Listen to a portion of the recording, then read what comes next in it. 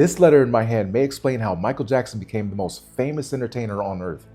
And once you hear what's written inside, it sounds less like motivation and more like manifestation. Now, here's what makes this story so crazy.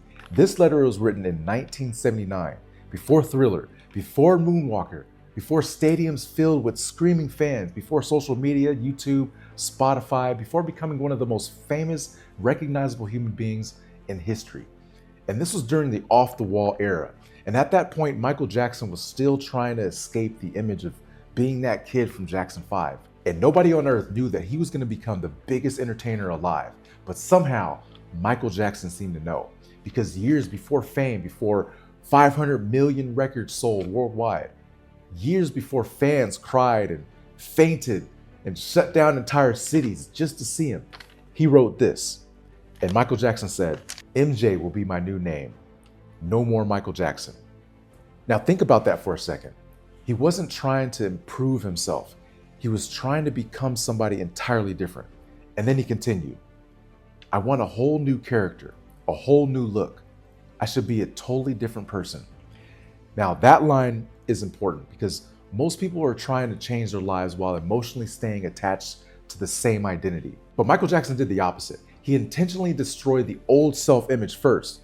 And if you study Neville Goddard or the law of assumption, you should know that this sounds very familiar because Neville Goddard taught that your reality changes when your self-concept changes, not when your circumstances change, not when people believe in you. Your world changes the moment you internally become a new person. And Michael Jackson understood this instinctively. Now, here's where the story becomes almost disturbing. He didn't just stop at confidence. He described the exact emotional energy he wanted the world to feel around him. And he wrote this: "People should never think of me as the kid who's saying, 'ABC, I want you back.'" That's identity separation. That's somebody who consciously refused to stay trapped in the old version of themselves. And then he wrote this: "I should be a new, incredible actor, singer, dancer that will shock the world." And yes, indeed, he did shock the world. The Moonwalk became legendary. Thriller became the best-selling album of all time. And people copied the way he dressed, the way he danced, the way he moved, the way he performed. And remember, he imagined this all before it happened. But then here comes the line that changes everything. This is the line that circled all over the internet. The line that almost sounds prophetic. He wrote this: "I will do no interviews. I will be magic. Not hope, not maybe, not one day. I will be." That's assumption, that's certainty, that's emotional conviction. And most people completely misunderstand this about manifestation because manifestation isn't sitting around wishing for a different life. It's rehearsing a different identity until your nervous system accepts it as normal. And Michael Jackson wasn't visualizing fame occasionally. He was emotionally conditioning himself to become MJ long before everybody recognized that.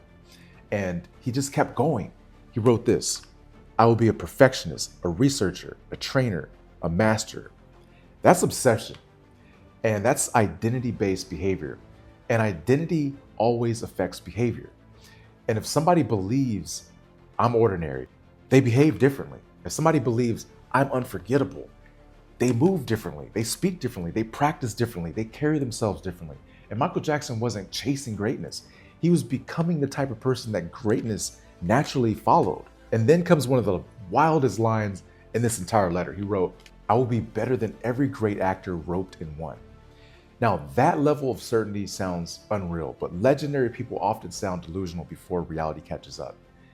And that's why his performances just felt so supernatural. That's why people fainted at the sight of him. And one of the biggest mistakes most people make is that they want extraordinary lives, but they also are rehearsing an average identity every single day. Michael Jackson rehearsed a legendary identity until eventually everything caught up. And obviously there's another side to the story because, with that same imagination that can create greatness can also create pressure. And Michael Jackson didn't just imagine success, he imagined perfection. And perfection can become an emotional prison when your worth becomes tied to performance.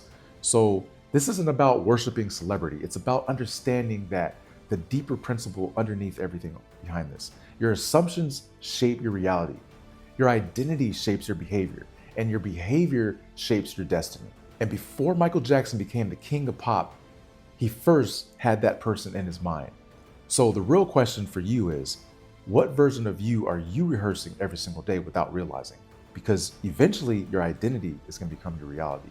So go ahead and subscribe if you haven't done that already. Go ahead and like this video, save it, share it. And if you want to work with me personally, I do offer one-on-one coaching. Until then, see you then. Peace.